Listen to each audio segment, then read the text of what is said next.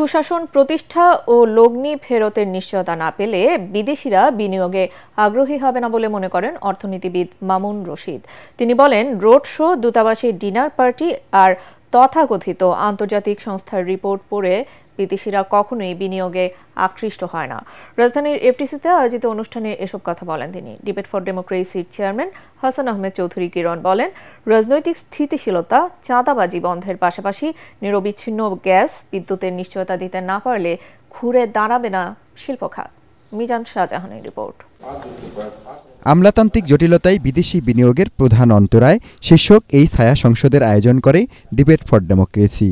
সরকারি দল Dhaka international university ও বিরোধী দল ড্যাফোডিল ইন্টারন্যাশনাল ইউনিভার্সিটি। মাননীয় স্পিকার, এই দুর্নীতি সমন্বয়হীনতা কাদের হাতে থাকে? এলিয়েনদের হাতে নাকি আমলাতন্ত্রের হাতে?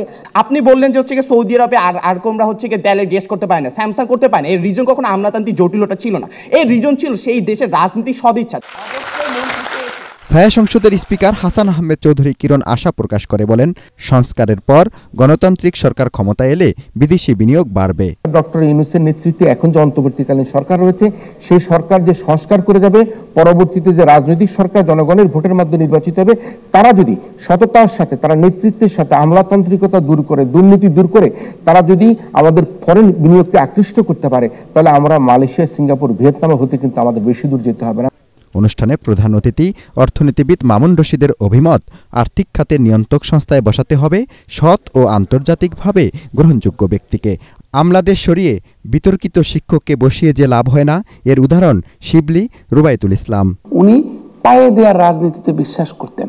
উনি টঙ্কাহি কেবলম, টাকাই সব শক্তির উৎস, সেইটা ঢাকা বিশ্ববিদ্যালয়ের শিক্ষকদেরকে শিখিয়েছিলেন। তারা বলেন, মালয়েশিয়া, সিঙ্গাপুর, ভিয়েতনামের মতো বিদেশি বিনিয়োগ টানতে হলে দরকার সৎ রাজনীতিবিদ, আমলা ও বিনিয়োগ বান্ধব পরিবেশ।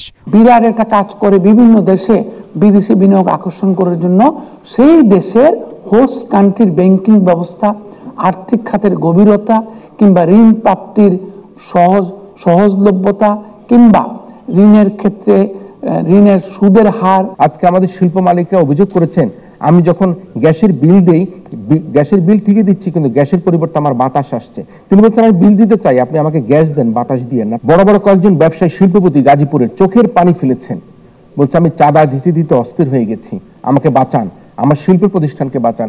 শুধুমাত্র কর্মীদের মুখের দিকে তাকিয়ে আমি আমার কারখানা বন্ধ করছি না।